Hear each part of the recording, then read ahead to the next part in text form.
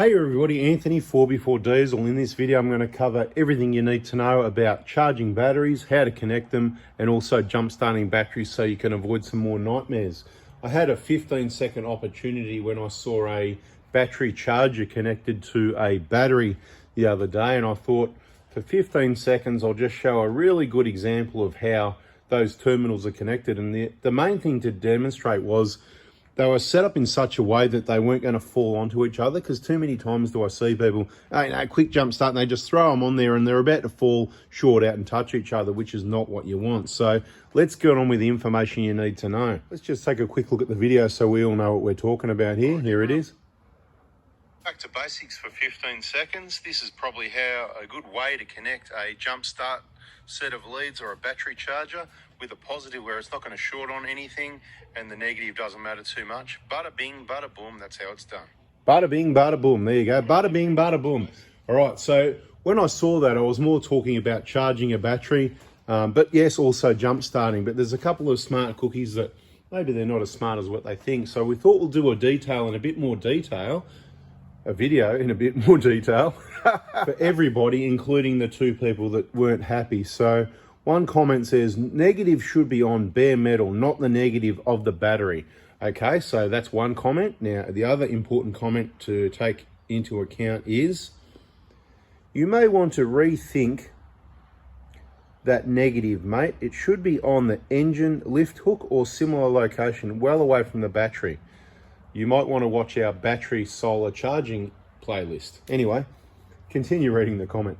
Well away from the battery and be the first disconnect after starting. Reason is when you remove the negative clip, it will spark a bit, and if near, now gassing battery can cause explosion. The boom part of your statement.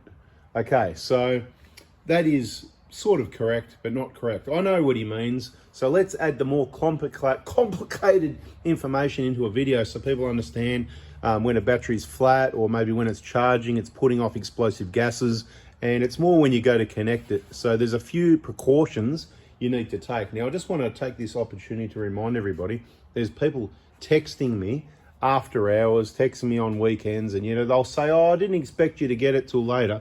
That's fine, but as I've explained before, every now and then I check the phone. If it's a red dot when I check it, it's gone when I check it. I'm not going to respond if it's after hours, if it's not important, if you should be making contact during the normal requested communication times, therefore it gets ignored. So if you want some communication, you know the times, Monday morning, 7:30 a.m. to order those parts kits, where all systems go for Monday.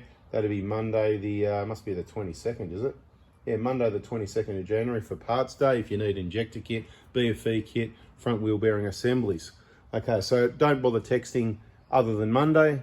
Tuesday for suspension, we're not open for that yet because we're not pushing suspension that hard, contrary to popular belief. Otherwise, we'd be open for suspension 5 days a week, every week of the year, wouldn't we? So we're not actually pushing anything, but some people don't get that. What I'm trying to do here is share some information. So when I did that quick video, 15 seconds, it was just an awesomely set up set of jump leads, as you saw in the video. One this way where it just couldn't fall and touch anything, and one that way. It was just beautiful. They couldn't fall into each other and touch each other. And the video did say battery charging, jump starting. It was covering two things. So it was more I had battery charging in mind. Now, a few things. Let's do the battery charging first. So a lot of questions always come up when you're charging a battery. Do you need to disconnect the battery? Or people think they need to disconnect the battery. So a couple of things you've got to be careful of. Depends what type of battery, what car. So a lot of general information here. You can follow the guidelines of the manufacturer or the charger or the battery. Of course, you can do that. And you should always do that, I have to say, disclaimer. But I just use uncommon sense. What's uncommon sense? Well, it's the stuff that used to be common sense that nobody's got anymore. So common sense. So if you've got a battery here that's not flat, you can go ahead and connect the charger. I will say always be careful. I've been present when a battery exploded. That was back at trade school a long time ago. I haven't seen one since then, which is awesome. And big boom, and yes, somebody got showered in battery acid. So just beware, that's something that can happen. I'm always really careful. I don't like sparks around batteries at all whatsoever. That being said, there's been plenty of sparks from time to time. Not necessarily me, but I've been there when I've seen people doing things and not good. So what you always want to remember is, as I've said in the battery solar, charging, there's a playlist probably on each YouTube channel, 4x4 Diesel and 4x4 Adventures, and it explains on most vehicles, I'll say not all because you never know, negative earth. So this is connected to the body of the vehicle. So the black, the negative, that's the whole vehicle. So the positive or any other positive wire, if it touches the body of the car, anywhere that would be earthed, then you'll get sparks, okay? So that's not good because you could blow that, that fuse that we were talking about inside the cover there. We'll have a look at this one maybe at the end of this video if I don't talk too much. But the point is, so you're going to connect the charger. People say, oh yeah, you got to disconnect the battery and take it out of the car. You know what? What a lot of rubbish. Okay, so if you disconnect, so let's say this battery was flat and you wanted to disconnect it and charge it, okay? So let's say you just disconnect the negative and you put the charger on, like demonstrated in the other 15-second video, positive there, negative there, right? If it's disconnected, well, you've got to connect to the battery then, don't you? So what do you do then, okay? Yeah, there you go, answer that one. Okay, so you connect your charger, you charge up your battery, awesome, okay? You switch off your charger, you disconnect your charger, you go connect your battery terminal. What happens? You get sparks, don't you? What are you going to do? So you can never reconnect your battery again? Because when you connect your battery, so maybe you should wait a little bit, okay? But then again, how long do you need to wait? What sort of battery is it? So these are the things to take into account when charging, okay? Leave it connected, okay? And you're going to not get as much spark. You're not going to get that spark. So you're going to get a small spark when you connect your charger. I'm not recommending you put your positive on the battery and your negative on the engine hook over there or something like that. Maybe for jump starting, that's not a bad idea. We used to use the bonnet catch on a lot of cars because it's nice and close by. So for jump starting, that is correct, but maybe, just depends what you're connecting to. The problem you got is, what you need to take into account, the most important thing is, always connect the flat battery first. Okay, so if you've got a battery that's, flat, and that's often when it'll be putting off explosive gases as well. If you connect a charged battery, so your jump battery, whatever the case may be, to that battery, that's where you're going to get the sparks. But the way we roll is, if I've got this battery flat, I'm going to connect the jump leads to this battery first. And I'll tell you straight, I'm going to go direct to the battery because too many times I put the negative elsewhere and you don't get enough gigawatts to start the car. So it needs to go direct to the battery. Okay, boom. But then I'm going to be connecting to the jump battery last, okay? So it's going to go like this. It's going to go positive here, positive on the other battery. Then it's going to go negative here, and they're going to be set up in a way as demonstrated in that 15-second video. That was my point. Good way to put it. So it's not going to fall, because people go over here and they'll pull on the leads a bit because they're a bit short, and it'll fall and it'll short out and it'll cause problems and burn out that fuse or other problems, batteries exploding, whatever the case may be. So sorry I had to do this more detailed video, but just had to explain it a bit better. So sometimes you can go to these other areas, but you're not going to put a charger from your positive here to your engine. What are you going to put your positive, your negative on your bonnet, to charge your battery? Listen to the video, look at the title. See the problem when you've only got 15 seconds? It's just creates problems like that anyway. So general information. So there's the long video, things to avoid. So the flat battery could be putting off explosive gases.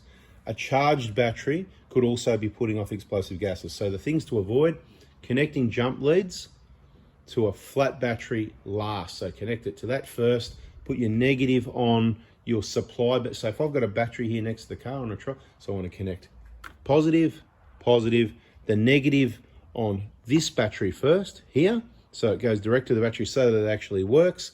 And then the negative to the charged battery that's going to supply the jump, right? Okay, simple. Or you've got your jump pack, whatever, that's a different story. Hopefully you can turn it off and connect it, whatever. Otherwise you're going to have sparks on your flat battery, and it's always risky, right? Then if you're going to use that, that's when you want to go, of course you're going to uncover this to get to your positive, and then you're going to go to somewhere else, hopefully, because it's got a heap of gigawatts, it's going to be able to get that power through to jumpstart the car.